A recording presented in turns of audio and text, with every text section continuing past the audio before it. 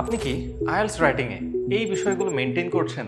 So IELTS রাইটিংয়ে আমরা জানি যে 4টা ক্রাইটেরিয়ার উপর মার্কিং ডিপেন্ড করে। তার মধ্যে প্রথম ক্রাইটেরিয়াটা হচ্ছে task achievement for writing task 1। অনেকেই কিন্তু আমরা অনেক সময় বুঝি না যে এই বিষয়টা কি মিন করে। সো চলেন আজকে আমরা একটু ইন ডিটেলস বুঝবো ব্যাপারটা কি।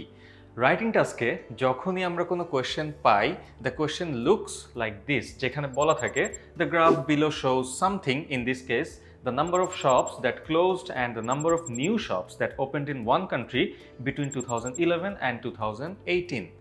এর ঠিক নিচেই কিন্তু একটা কথা লেখা থাকে which is summarize the information by selecting and reporting the main features, make comparisons where relevant, write at least 150 words. এই কথাগুলো কিন্তু খুবই ট্রিকি এবং টাস্ক অ্যাচিভমেন্টের mark, believe it or not, এই কথাগুলোর উপর টোটালি ডিপেন্ড করে। ফার্স্ট থিং কি বলতেছে আমাদের এখানে, summarize the information. This is a verb, right? Task achievement নাম শুনেই মনে হচ্ছে আমাদেরকে কিছু টাস্ক কমপ্লিট করতে হবে, দ্যাট মিনস কিছু কাজ করতে হবে। প্রথম কাজ কি আমাদের? ইনফরমেশনগুলোকে সামারাইজ করা। এই যে গ্রাফের মধ্যে আমরা যেই ইনফরমেশনগুলো দেখতে পাচ্ছি, এই পার্টটাকে যখন আমরা সামারাইজ করে লিখি সেটাকেই কিন্তু আমরা ওভারভিউ নামে চিনি। আমরা ওভারঅল দিয়ে একটা পয়েন্ট লিখি, দ্যাট ইজ কল্ড সামারাইজিং। এরপরের বিষয়টাই আসে by selecting and reporting the main features. খুবই ইম্পর্ট্যান্ট একটা কথা, which is main features. আপনাদের মতো আমিও একসময় ভাবতাম যে গ্রাফে যা দেখা যাচ্ছে সব কিছু লিখে দিলেই বুঝি আমাকে অনেক মার্কস দেওয়া হবে, কারণ আমি তো অনেক কিছু লিখতেছি।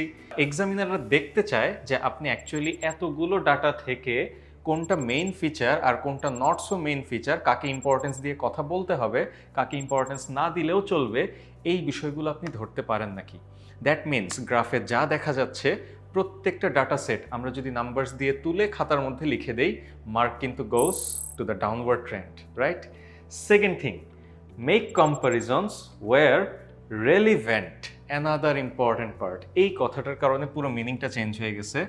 ওয়ার রেলিভেন্ট, এক্সামিনার দেখতে চায় আপনি রেলিভেন্ট পয়েন্টগুলো বুঝেন নাকি। দ্যাট মিনস যেখানে কম্পেয়ার করা দরকার সেখানে আপনি কম্পেয়ার করছেন নাকি। ফর এক্সাম্পল, এই যে এখানে একটা ডাটা পয়েন্ট আমরা দেখতে পাচ্ছি, অনেক বড় একটা চেঞ্জ এসে গেছে, রাইট?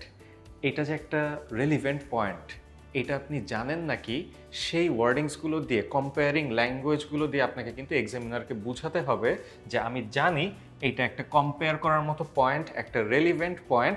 সো আমি এটাকে কম্প্যারিজনের ভাষা দিয়ে লিখতেছি। কম্প্যারিজনের ভাষা কি হয়, কিভাবে হয়, এগুলো অন্য একটা ভিডিওতে আমরা ডিসকাস করব। আপাতত এই বিষয়গুলো জেনে রাখি।